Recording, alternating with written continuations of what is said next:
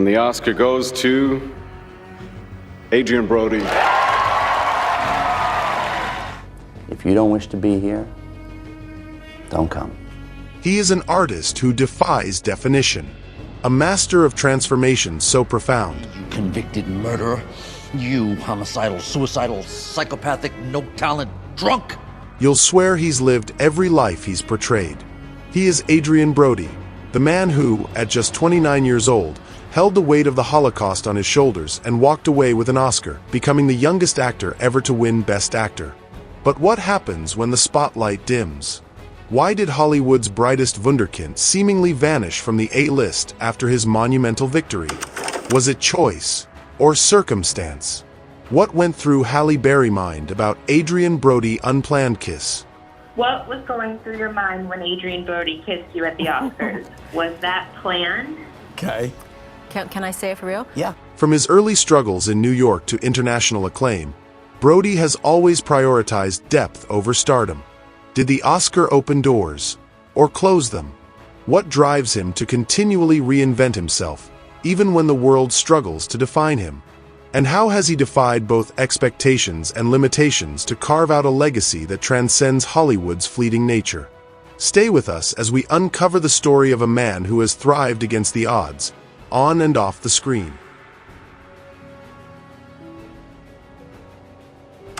Adrien Brody grew up in Jackson Heights, Queens, in a creative and diverse environment.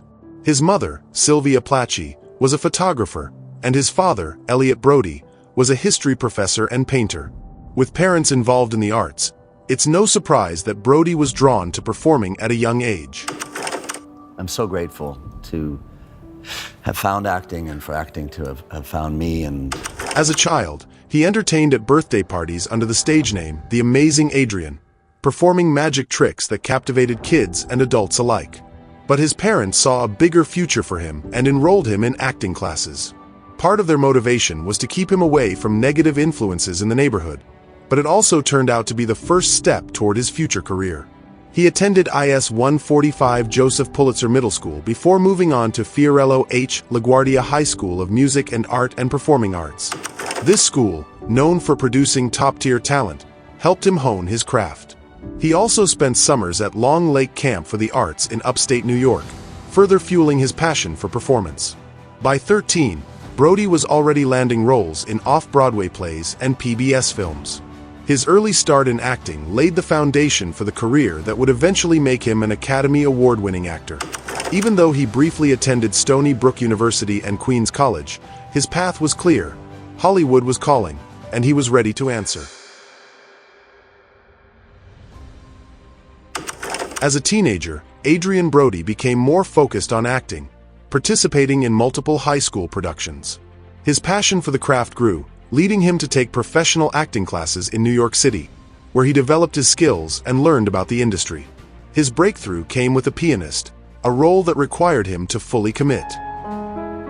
This is the greatest pianist in Poland, maybe the whole world. To prepare, he immersed himself in classical music and spent hours learning how to play Chopin's compositions on the piano.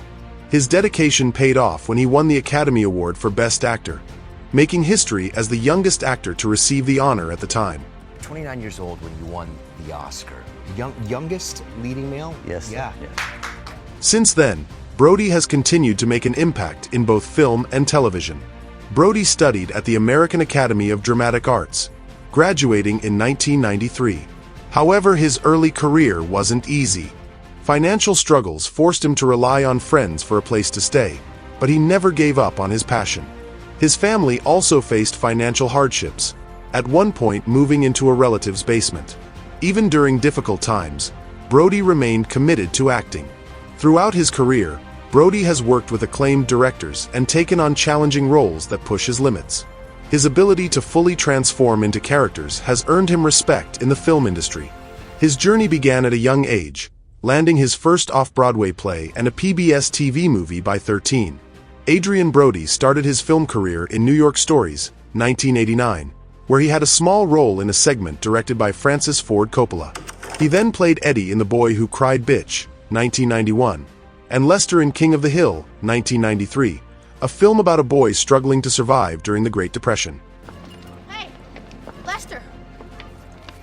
Come on, get in there. Hey, I got him, just like I said. Idiot. In Angels in the Outfield, 1994, he played Danny Hemmerling, a baseball player on the struggling California Angels team.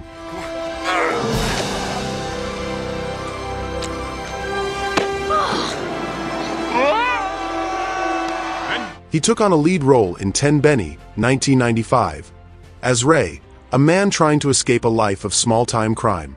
In Bullet, 1996, he played Chris, the best friend of a troubled ex-convict, played by Mickey Rourke. His career picked up in The Last Time I Committed Suicide, 1997, where he played Ben, the best friend of a writer dealing with personal struggles. It's not an epiphany or any great notion like that. It's a realization. I'm thinking about California. That same year, he starred in 6 Ways to Sunday, 1997, as Arnie, a young man who becomes a hitman under his mother's influence. The role of Corporal Jeffrey Fife, a young and inexperienced soldier. However, his role was significantly reduced in the final cut of the film. Originally, Fife was supposed to be a central character, but director Terrence Malick made major edits, shifting the focus to other characters.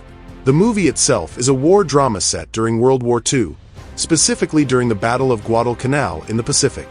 It follows a group of U.S. Army soldiers as they struggle with the horrors of war, both physically and emotionally. Unlike traditional war films, The Thin Red Line is more philosophical, exploring themes of nature, humanity, and the psychological toll of combat. Even though Brody's role was minimized, the film was highly praised and featured an ensemble cast that included Sean Penn, George Clooney, Woody Harrelson, Nick Nolte, and John Cusack. Despite having fewer scenes than expected, this film helped Brody gain recognition in Hollywood. In Summer of Sam, 1999, he played Richie, a punk rocker dealing with paranoia during the Son of Sam murders. Okay, what do you want me to tell you then? Get a fucking divorce then. Divorce is fucking evil, Rich. You got some fucking really bad advice. Evil spelled backwards is live. In Liberty Heights, 1999, he played Van Kurtzman, a Jewish teenager navigating racial and social changes in 1950s Baltimore. He then played a kidnapper in Oxygen, 1999, and a labor activist in Bread and Roses, 2000. In Harrison's Flowers, 2000, he played a war photographer, and in The Affair of the Necklace, 2001, he portrayed Count Nicholas de la Motte. I knew something grand was afoot. By this point in his career, he had already established himself as a talented and dedicated actor. His ability to take on different roles and bring depth to his characters earned him critical praise and a strong fan following. Brody is famous for his immersive approach to acting. He prepares intensely for his roles, sometimes changing his physical appearance to match a character. Beyond technical preparation, he also deeply connects with the emotions of his characters, often drawing from his own experiences to make his performances feel authentic.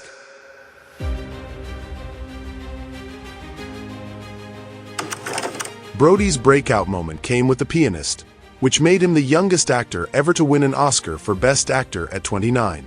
It was a role of a lifetime for him, and also one which he did not have to audition for. That was about it, and we met, and I met in his office in his home, and we had coffee, and I was so fascinated with him immediately, and he was incredibly warm and generous to me and treated me immediately with this level of respect.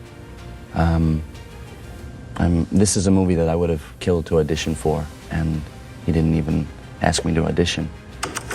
In The Pianist, 2002, Adrian Brody played the Władysław Szpilman, a Polish-Jewish pianist trying to survive during World War II.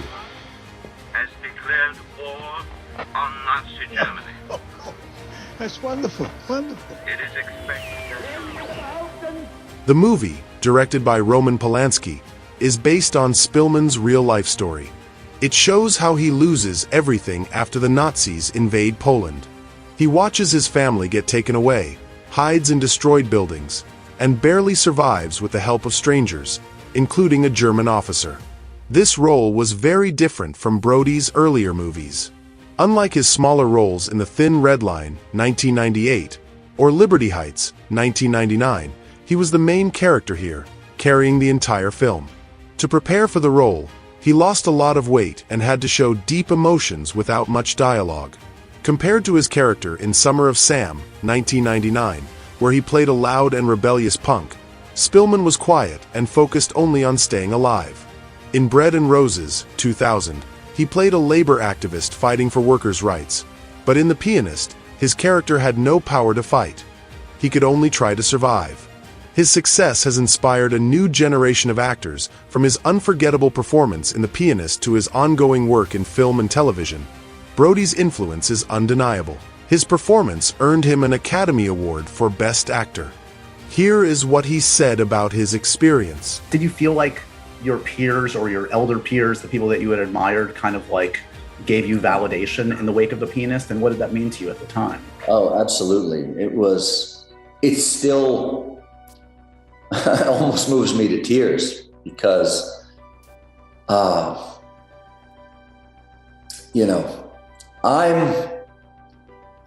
I think this is something that I inherently learned from my mother and her experiences of, my mom fled Hungary during the revolution in '56.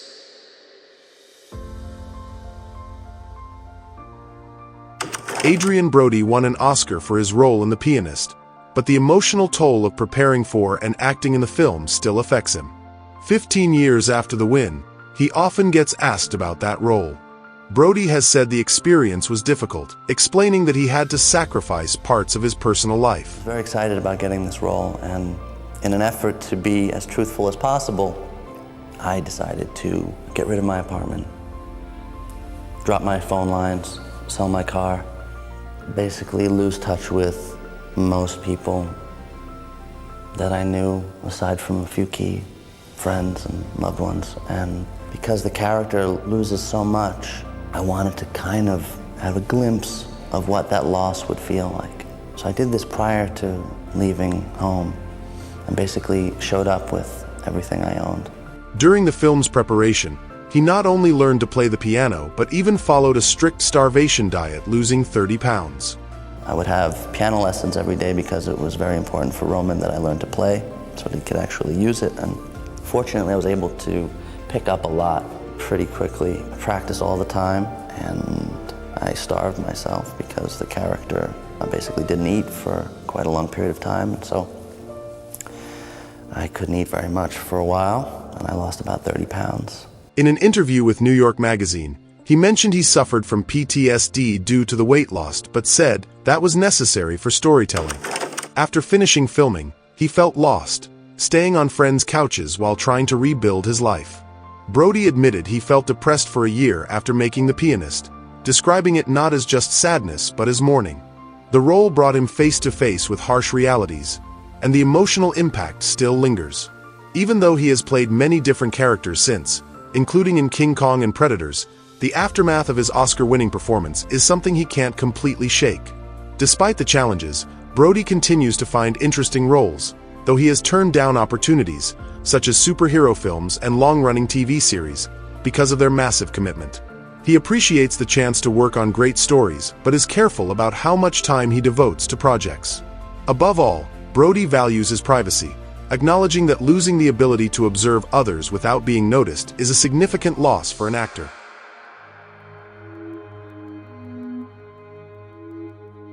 Adrien Brody wasn't just an actor when he won the Academy Award for The Pianist at age 29. He was a phenomenon. The youngest Best Actor winner in Oscar history, Brody stood center stage at the Kodak Theater that night, kissed Halle Berry, and cemented himself as one of cinema's brightest stars. But little did anyone know, this would be both the peak and the pivot point of his career. Because by the time I got finished kissing her, they were already flashing the sign to say, "Get off the stage, your time is up." What was going through your mind when Adrien Brody kissed you at the Oscars? I was like, what the f*** is happening? As soon as the golden statuette was handed over, the machinery of Hollywood began to spin. Enter Brian Lord, the powerhouse agent from Creative Artists Agency, CAA, who saw in Brody not just talent, but potential superstardom. "You're going to be the next Tom Cruise," Lord reportedly told him, "or maybe Brad Pitt or George Clooney, all CAA clients." And why wouldn't Brody believe it? He had just proven himself capable of carrying a film like no other young actor could. So, with dreams of becoming a leading man dancing in his head, Brody signed on with CAA, ready to take Hollywood by storm. Over the next few years, CAA lined up major studio projects designed to launch Brody into orbit. First came The Village, directed by M. Night Shyamalan, a filmmaker whose name still carried weight before The Sixth Sense became synonymous with twist endings. In the movie, he played Noah Percy, a young man with a developmental disability who becomes jealous when Ivy and Lucius get engaged. In a fit of rage, he stabs Lucius, which sets off a chain of events that leads Ivy to leave the village in search of medicine. It was a meaty role, but despite its star-studded cast and eerie atmosphere, The Village left critics divided and audiences underwhelmed. Next was The Jacket, a psychological thriller set against the backdrop of war trauma and time travel. Directed by John Mayberry, Brody portrayed Jack Starks, a Gulf War veteran trapped in a mental institution, forced to confront his past, and possibly alter the future, through experimental treatments. While visually striking and thematically ambitious, the film struggled to find mainstream appeal. Critics praised Brody's commitment to the part, but questioned whether the story itself held together. Finally, there was King Kong, Peter Jackson's epic reimagining of the classic monster tale. As Carl Denham's reluctant screenwriter, Jack Driscoll, Brody brought humanity to a film dominated by towering apes and CGI spectacle. In King Kong, he took on a completely different challenge, playing Jack Driscoll, a playwright who finds himself in an action-packed adventure alongside a giant CGI ape. Despite the film's fantastical elements, Brody's grounded performance helped make the story feel real. In an interview, he explains the portrayal of his role. So you've done some pretty amazing work in the past, but do you approach them, all acting roles, the same way? Because in this case, there's really not much going on around you. Everything is different. Every experience with every job, every person, every interaction, everything seems to be different. And I don't know, I don't have a formula. I don't have a, everything requires different research, different things to overcome. This was exciting because it was pretty much all new to me. I'd never done green screen work. I'd never, worked on I've done studio films, but not something. Yet even with Jackson fresh off the success of the Lord of the Rings trilogy, King Kong couldn't quite replicate that magic. For Brody, these three films marked a pattern: big budgets, acclaimed directors, and diminishing returns. By 2006, cracks were starting to show. Lord, once the architect of Brody's grand ambitions, was now juggling bigger fish: Pitt, Clooney, and others making waves at the box office. Suddenly, Brody found himself handed off to junior agents without the same pull. His next moves reflected this shift. Smaller, independent projects like Hollywoodland, where he played Superman actor George Reeves. He's my son. He is. Evan, tell me, please. Come on. Evan. The Darjeeling Limited, Wes Anderson's quirky ode to sibling dysfunction, and Brothers Bloom, Rian Johnson's caper about con artists chasing their final score. Each showcased Brody's versatility, yet none managed to reignite the spark of stardom. Then came Cadillac Records, a biographical drama about chess records and the birth of rock and roll, and Splice, a sci-fi horror experiment gone wrong. Both films stumbled critically and commercially, leaving Brody further adrift. By now, studios weren't calling him for lead roles anymore. Just 5 short years after his Oscar win, Brody seemed destined to fade into obscurity. Desperate for change, Brody made a bold move.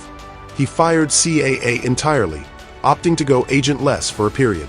This led to some questionable decisions, including starring in Giallo, a low-budget Italian thriller so problematic that Brody later sued the producers to recover his full salary.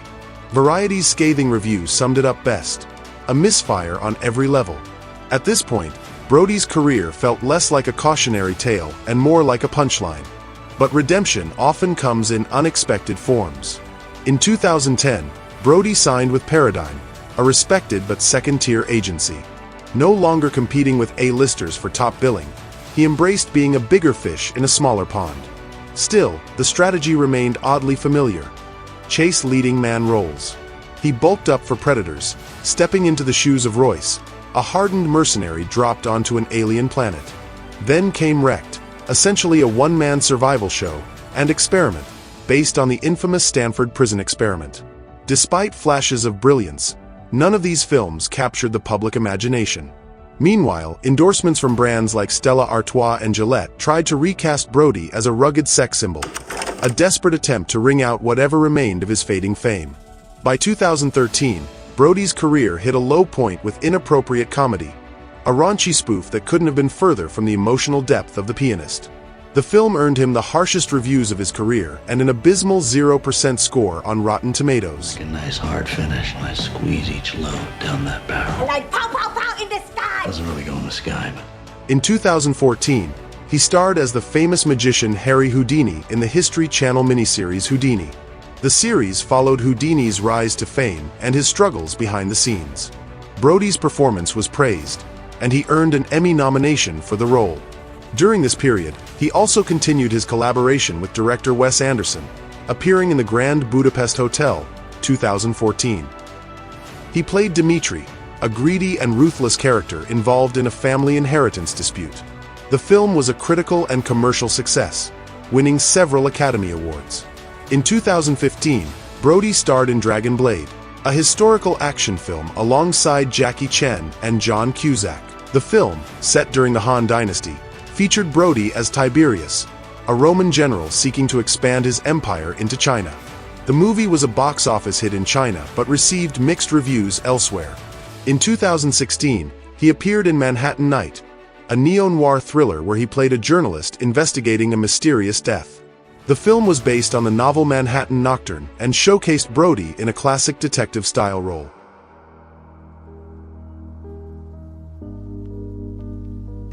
In 2016, Adrien Brody took a step back from acting and focused more on his passion for painting. He had been interested in art since childhood, but during this period, he dedicated more time to creating and showcasing his work.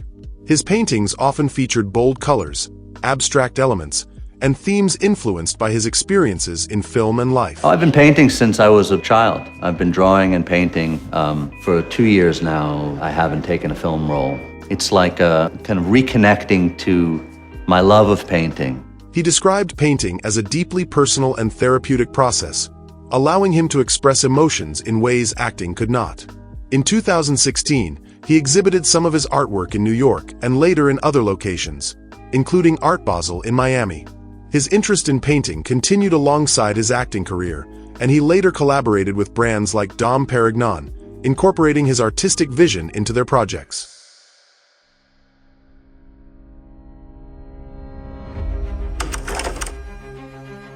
Eventually, he realized he did want to return to acting, but only on his own terms.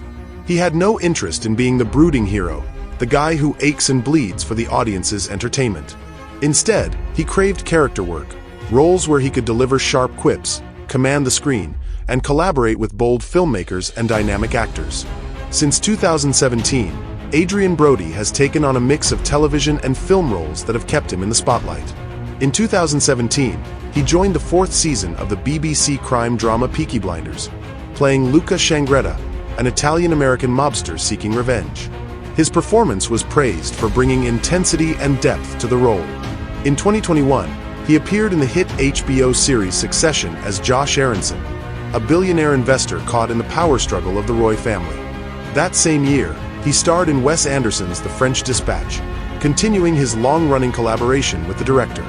From 2022 to 2023, Brody played legendary basketball coach Pat Riley in HBO's Winning Time: The Rise of the Lakers Dynasty. His portrayal of Riley, from his early coaching days to his rise as one of the most successful NBA coaches, was widely appreciated. His television work has also been well received. In Peaky Blinders, he played a ruthless fixer in post-World War I England, adding intensity to the show's already gritty world. Adrien Brody delivers a riveting performance in The Brutalist, 2023, Brady Corbett's sweeping historical drama about a Hungarian Jewish architect who escapes the horrors of World War II and strives to rebuild his life and legacy in America. Brody embodies the resilient yet deeply scarred protagonist, whose journey to create beauty through the raw, unyielding aesthetic of brutalist architecture becomes a powerful metaphor for survival and hope. With its lush cinematography, thought-provoking exploration of art and trauma, and Brody's emotionally charged portrayal, the film has sparked significant Oscar buzz, particularly for Best Actor and its technical craftsmanship. Yes, unfortunately, there is obviously a tremendous amount of anti-Semitism. The fact that it's intimate to me, the roles that I've played, and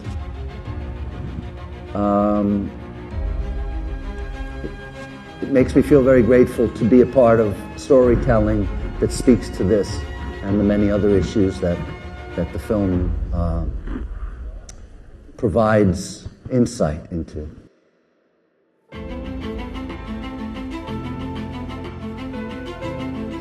Adrien Brody's personal life and career have been shaped by moments of resilience, turbulence, and quiet determination. In 1992, his early years as an actor were nearly derailed when he was seriously injured in a devastating motorcycle accident. Thrown over a car and crashing headfirst into a crosswalk, Brody spent months recuperating from the incident, a testament to his grit and ability to overcome adversity. This brush with danger may have influenced his fearless approach to physically demanding roles later in his career. Brody's relationships have often reflected both his romantic idealism and his desire for privacy. He began dating Spanish actress Elsa Pataky, known for her role in the Fast and Furious franchise. In 2006, and their relationship became something of a fairy tale when Brody purchased a 19th-century farm in central New York State for her 31st birthday in 2007. Remodeled to resemble a castle, the home symbolized the couple's shared dreams and creative synergy. They even opened its doors to Hello! Magazine in October 2008 for a sprawling 35-page spread, giving fans a rare look at their idyllic life together. However, the romance ended quietly in 2009, leaving Brody to move forward without fanfare. By February 2020, reports surfaced that he had begun dating English fashion designer Georgina Chapman, whom he met during her separation from disgraced producer Harvey Weinstein. Though the relationship drew media attention due to Chapman's high-profile past, Brody kept details scarce, staying true to his preference for discretion amidst public scrutiny. Now, we'd love to hear from you. What are your favorite Adrien Brody performances? Do you think he has been underrated in Hollywood? Share your thoughts in the comments, and don't forget to like and share this video.